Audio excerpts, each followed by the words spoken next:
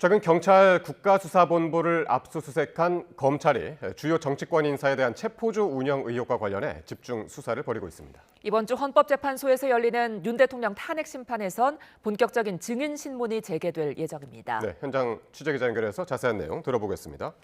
권준수 기자. 네, 검찰 특별수사본부입니다. 예, 먼저 검찰 수사 상황부터 알아보죠.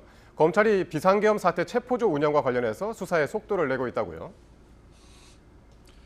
네, 검찰은 비상계엄 사태 내란 혐의를 입증하기 위해선 폭동 행위가 있었느냐를 뒷받침해야 하는데 경찰과 군대를 동원해 주요 정치권 인사를 체포하려 한 사실이 결정적인 혐의 입증 요인이 될 수 있기 때문입니다.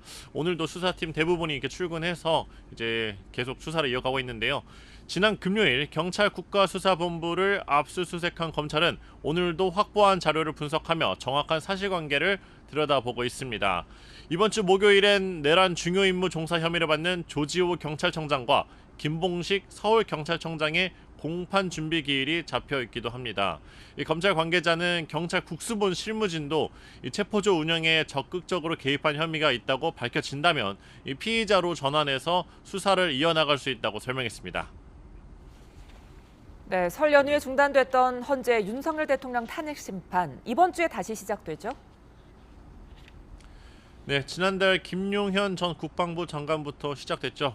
이 탄핵 심판에서의 증인 신문이 오늘 4일에 잡혀 있는 변론기일에 다시 본격적으로 이어집니다. 국회 측이 요구한 이진우 전 수도방위 사령관, 여인영 전 국군 방첩사령관, 홍장원 전 국가정보원 1차 장애 신문이 차례로 예정돼 있습니다. 윤 대통령이 계엄 당일 국회의원들을 끌어내라거나 중앙선거관리위원회를 장악하라는 등 직접 지시를 내렸는지 확인하기 위한 질문이 있을 텐데요. 신원식 국가안보실장과 조태용 국정원장도 추가로 증인으로 채택되는데 다음 주 기일부터 신문이 이뤄질 계획입니다. 헌재는 최상목 대통령 권한대행이 마은혁 헌법재판관 후보자 임명을 보류한 게 타당한지도 내일 판단할 것으로 보이는데요. 권한쟁의 심판이 인용되면 헌법재판관 구인 체제로 윤 대통령 탄핵 심판을 이어나갈 수 있게 됩니다.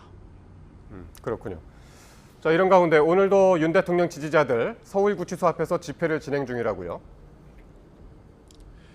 네, 오늘 낮 12시부터 이제 시작을 했는데요. 윤 대통령 지지자 수백 명이 윤 대통령의 석방을 요구하는 구호를 외치며 집회를 이어가고 있습니다. 인원은 계속 늘고 있는데요.